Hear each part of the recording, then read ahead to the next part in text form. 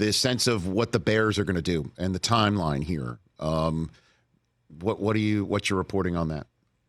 I would say all the evidence, I know we've talked about this, Rich, but everything that they've done, all the moves that they've made have indicated to me that they're preparing to take a quarterback at number one. In all likelihood, that's going to be Caleb Williams. But if you're the Bears, and you guys just mentioned, March 10th was when the trade happened last year, trading number one pick to Carolina so they could take Bryce Young.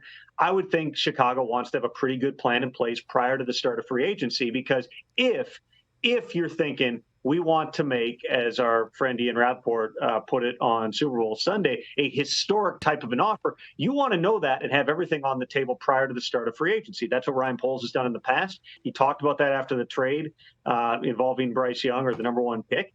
He wanted to, have the answers in advance. So I would think that you, again, want to have the answers to the test.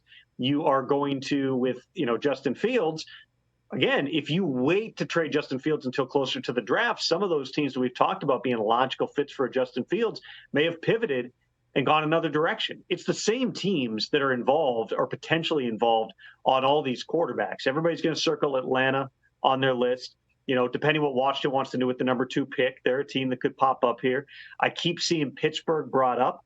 I personally find that hard to believe, Rich, that they're going to go out and sign Kirk Cousins for $50 million a year or trade for Russell Wilson. They do want to get a competent and a good number two backup plan. But everything that I've understood about the Steelers' approach here is they want to give Kenny Pickett a real opportunity with a different offensive coordinator, Arthur Smith, to go out there and show that he's worthy of being the first-round pick that he was. So you could sign, let's say, Ryan Tannehill, who's got a relationship with Arthur Smith, and I would certainly anticipate Arthur would like to get Tannehill in there to help Kenny Pickett learn as much as anything, but also give himself a backup option. You can do that at a way more economical level than making a trade for these other things. But again, to the point of what teams are involved on quarterbacks, it is Atlanta, it's Washington, it's Pittsburgh.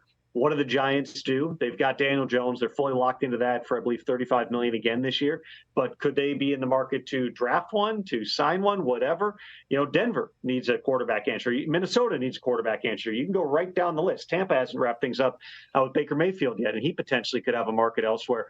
All those teams, the moment that you start crossing them off because they signed a guy or they traded for somebody else or they draft a guy, you lose your leverage to potentially get the maximum value that you can get for Justin Fields. So all of which is a long way of saying, Rich, I would anticipate what the Bears are going to do over the next week here is gather all the information that they can. They're going to be able to interface not just with agents of other quarterbacks, but also with, the other teams who potentially would be involved. I would think, I don't know, but I would think that there are probably some face-to-face meetings in which they'll find out what exactly you would be able to get in a Justin Fields trade or in a trade for the number one pick.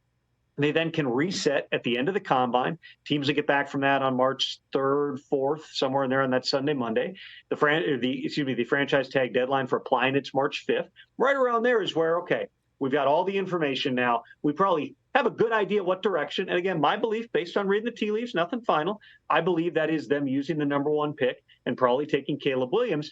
But you gather all the information possible, you take a step back and you go, okay, are we still all on the same page? If you are, then you proceed, and you probably are seeing if you can get the type of value you want for Justin Fields and moving on from him. So you're saying before the new league year, which is the 13th, the window to negotiate is the 11th.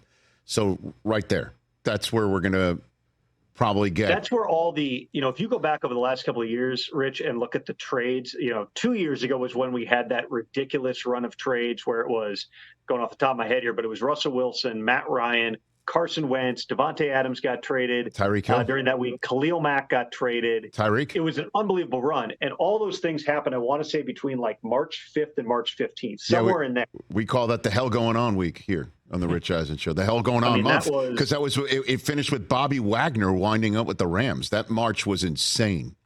It was an unbelievable run. But that's really where a lot of these trades have happened. You obviously then always have those aftershock trades that occur draft week. But really, if you don't trade somebody by, if not March 13th, but at least by the weekend, because you got a bunch of guys who have either 30 or 50-year roster bonuses. So you're talking end of day March 14th, end of day March 16th. Some of those might take place there. But if you get past that week, there's usually not a lot of trades until you get closer to the draft, because then everybody kind of takes that step back. Okay, who are the guys that are still sitting out there? They didn't get signed. They didn't get traded for. What would that take? all right, let's assess that now against, everyone's going through pro days. All right, let's look at all this. Let's gather more information, reset after pro days. And that's in April, where sometimes you have those aftershock trades. Catch the Rich Eisen Show every single day on the Roku channel, 12 to 3 Eastern, for free.